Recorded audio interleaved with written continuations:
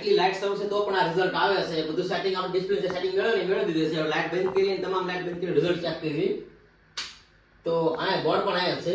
તો આટલું રિઝલ્ટ આવે. હજી અહીં આપણે સેટિંગ ની લાઈટ શરૂ છે. એ મજા સિનેમાની. તો હવે આજે લાઈટ એક શરૂ છે એટલે રિઝલ્ટ બરાબર નહીં દેખાતો. હજી પૂરેપૂરી લાઈટ બંધ કરી દઉં. તો જો આ છે સિનેમા. તો આપણે આજે આવી ગયું છે પ્રોજેક્ટર. પ્રોજેક્ટર એટલે એક આમ સિનેમા હોલ. આપણે એને બનાવીને સિનેમા હોલ. તો આ ઓનલાઈન મગાવેલું છે અને ટીવી કરતા પણ સસ્તું છે. આનો કેટલો ભાવ છે એ પણ આપણે તમને વિડિયોના એન્ડમાં બતાવશું અને રિઝલ્ટ કેવું આવે છે, કેવી ક્વોલિટી આવે છે તે તમામ વસ્તુ તમને દેખાડું અને કેવી રીતે સ્ક્રીન સિસ્ટમ આવે છે એ તમામ વસ્તુ આપણે જોઈશું. ચાલો આપણે કરીએ અનબોક્સિંગ અને છેલ્લે સુધીની તમામ માહિતી આપણે તમને આ વિડીયોમાં આપશું. તો બન્યા રહો વિડીયોમાં છેલ્લે સુધી. તો સૌથી પહેલા આપણે આ જે બોક્સ આવ્યું છે એકવાર તો અનબોક્સિંગ કરેલું છે અને કારણ કે ઓપન બોક્સ ડિલિવરી હતી એટલે આપણે ડિલિવરી વાળા પાસે ચેક કરીને લેવાનું હોય એ રીતનું હતું. તો એકવાર તો ચેક કરેલું છે પણ પછી ખર્ચ ઉપર પટ્ટી મારેલી છે.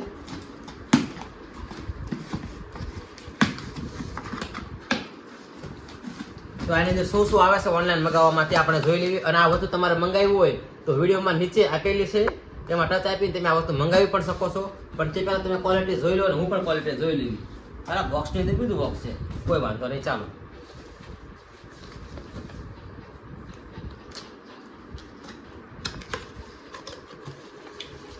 ફર્સ્ટ ટાઈમ છે મારે પણ. મેં ખાલી ઓનલાઈન વિડીયો જોયા છે. તમે વિડીયો જોઈ રહ્યા છો ને મેં પણ વિડીયો જોયા હતા. શું છે આનું?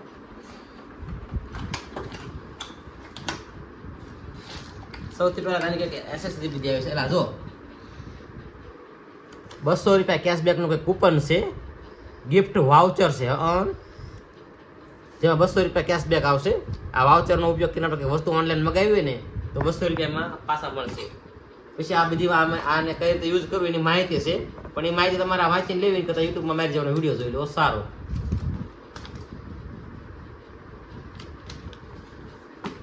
પછી કેબલ છે, એક રિમોટ છે, કંપનીનું વોરંટી કાર્ડ છે અને કાંઈ પણ પ્રોબ્લેમ હોય તો વોરંટી કાર્ડની અંદર તેમનો નંબર પણ આપેલો હશે. આપણે એનો કોન્ટેક્ટ કરી શકીએ છીએ. કાંઈ પણ રિપેરિંગ કરવો હોય, કાંઈ પણ થયું હોય તો વોરંટીમાં છે. કેટલા વર્ષની વોરંટી છે તો લખ્યું નથી. 1 યર વોરંટી. આ બાજુ પાછળ લખેલું છે 1 યર વોરંટી, 1 વર્ષની વોરંટી છે. તો આપણે આમાં નંબર પણ આપેલો છે, તેમાં આપણે એમને કોન્ટેક્ટ કરી અને આપણે વોરંટીમાં રિપ્લેસમેન્ટ કરી શકીએ છીએ. ચાલો આ બધાને પાછો આપણે પેક કરી દો બોક્સની અંદર. આ રિમોટ અને આ બધી ઉદ્યોગ આપણે જોઈશું. તો હવે ઓપન થઈ રહ્યું છે આપણું પ્રોજેક્ટર. નાનું પણ નાગનું બચ્ચું કહેવાય ને તે નાનું હતું પણ એની સ્ક્રીન આખી દિવાલ જેવડી થાય છે. એટલી એલઈડી જે આવે બધી ટીવી એલઈડી બધા કરતાં મોટી હે દિવાલમાં આપણે જોઈ શકીએ એવી. એટલે કહેવાય છે કે નાનું પણ નાગનું બચ્ચું. તો આ છે પ્રોજેક્ટર. તો પ્રોજેક્ટરનું એક ભાવ લખેલો છે એમઆરપી 20,000 રૂપિયા, 19,999 રૂપિયા એમઆરપી લખેલી છે. પણ આ એમઆરપીમાં મેં નથી ખરીદવું અને તમારે પણ નથી ખરીદવાનું. તો એની એમઆરપી બહુ જ સસ્તી છે, ટીવી કરતાં પણ સસ્તી છે. તે હું તમને વિડીયોના લાસ્ટમાં કહીશ. અને આ એક સ્ટેન્ડમાં આપણે ફિટ કરી શકીએ છીએ. આ રીતનું બધું છે.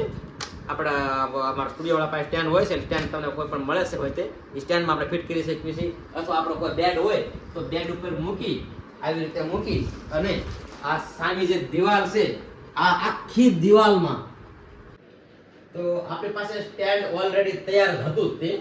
તો આની રીતે આ સ્ટેન્ડમાં ફિટ કરવાનો આવે છે બોલ. તો આપણે એને સ્ટેન્ડમાં ફિટ કરી દઈએ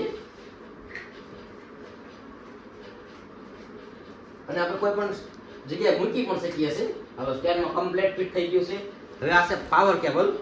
તો પાવર કેબલ આટલો જ છે જેની પાછળ આપવાનો આવે છે. તો આપણે પાવર કેબલ પણ આપી દઈએ. હવે લાઇટનું બોર્ડ આપણી પાસે ઓલરેડી છે નજીકમાં છે. તો આપણે તેને પણ આપી દઈએ અને કરીએ છે ઓન. તો પાવર આવી ગયો છે. સ્વિચ ઓન કર્યા પછી રિઝલ્ટ આવશે, ડિસ્પ્લે આવતી નથી. પણ પછી આપણે રિમોટનો ઉપયોગ કરવો પડશે. રિમોટમાંથી ઓન આપવું પડશે. તો આપણે રિમોટ આગળથી પણ કામ કરે છે. તો ડિસ્પ્લે આવી ગઈ છે અત્યારે. તો જો અત્યારે આવડી ડિસ્પ્લે આવી છે. આપણે એને નાની મોટી પણ સાઈઝ આપણે આપી શકીએ છીએ, ક્રોસ ને બધું કરી શકીએ છીએ. તો ચાલો આપણે આગળ વધીએ વિડીયોમાં. થોડી પ્રોસેસ લે છે, ડિસ્પ્લે સેટ કરશે. ઓટોમેટિક સિસ્ટમ છે એટલે ડિસ્પ્લે સેટ કરે છે. તેને આપણે સ્વિચ લાઈટ બંધ કરીને પણ જોઈ શકીએ છીએ. Very good, super hit. 5 કરી નાખો 5. તો ડિસ્પ્લે આવી ગઈ છે, સરસ મજાની ડિસ્પ્લે આવી ગઈ છે. આટલી ફૂલ લાઈટ છે તો પણ આ રિઝલ્ટ આવે, તમે જોઈ શકો છો એટલું બધું રિઝલ્ટ. અને લાઈટ બંધ કર્યા પછી કેવું રિઝલ્ટ આપણે એને પણ જોઈ. જો આ લાઈટ ઓફ છે, આ લાઈટ પણ બંધ કરી દઈએ, હજી એક લાઈટ શરૂ છે, તો રિઝલ્ટ જો કેટલું ડિસ્પ્લે, કેવડી મોટી ડિસ્પ્લે હશે. તો હવે આનું સેટિંગ કરવાનું આવશે થોડુંક આપણે, કે દિવાલ પ્રમાણે એડજસ્ટમેન્ટ કર્યું ને તે સેટિંગ કરી હશે. તો ચાલો સેટિંગ કરીને લાઈટ ઓન કરી દઉં. પછી આ રિમોટ આગળ પાછળ કોઈ પણ રાખી અને આપણે સેટિંગ કરી શકીએ છીએ. તો જો આ YouTube, આ પ્લે સ્ટોર, આ ફાઇલ, આ સેટિંગ એપ્લિકેશન. તો આપણે સેટિંગમાં જઈ અને ડિસ્પ્લેને સેટ કરવાની હોય છે. વાઈફાઈ પકડાવી શકીએ છીએ, બ્લૂટૂથ પકડાવી શકીએ છીએ, આપણે ટીવી ઓલથી ઓડિયો આપવો હોય તો બ્લૂટૂથ પકડાવી શકીએ છીએ. પછી આપણે ભાષા પણ સેટિંગ કરીએ છીએ કે અધર સેટિંગ છે, અને ડિસ્પ્લેનું પણ સેટિંગ આપણે આવે છે. પ્રોજેક્ટર સેટિંગ છે, અને પ્રોજેક્ટર સેટિંગમાં જો આ સ્ક્રીન સેટિંગ કરવાની છે. આ સ્ક્રીન આપણે આંખથી વધુ દેખાય છે અને આ સ્ક્રીન આંખથી ટૂંકી દેખાય છે, તો આનું સેટિંગ કરવાનું આવે છે. અને આમાં પણ સ્ક્રીન આપણે સેટિંગ કરી શકીએ છીએ. તો ચાલો આપણે સેટિંગ કરીએ. આ ઓટો છે, ઓફ કરી અને ઓન કરી એટલે ઓટોમેટિક સ્ક્રીનને સેટિંગ કરશે. સૌથી પહેલા આપણે મૂવી શરૂ કરવું છે, તો લાઈટ કરી દઈએ બંધ, અને આપણે પેન ડ્રાઈવ ચડાવી દીધી છે એટલે રિમોટ નો ઉપયોગ આગળથી કરી શકાય છે, પાછળથી કરી શકાય છે. તો પેન ફાઇલમાં જઈએ અને આપણે જે પેન ડ્રાઈવ છે યુએસબી માં ઓકે આપી અને આપણે જે મૂવી જે છે અવતાર મૂવી,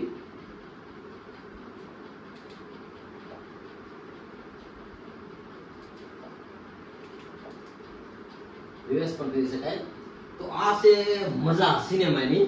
તો હવે જે લાઈટ એક શરૂ છે એટલે રિઝલ્ટ પણ નહીં દેખાતો, હજી પૂરેપૂરી લાઈટ બંધ કરી દઉં.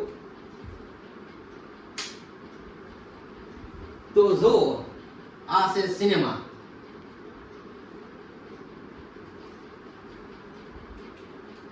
રિવર્સ પણ કરી શકાય છે અને કાપી શકાય છે.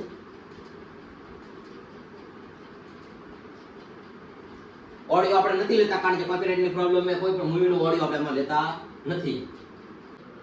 ઘરે બનાવી નાખ્યું છે સિનેમા હોલ. તો આરામથી કેવડી ડિસ્પ્લે આવે છે તમે જોઈ શકો છો.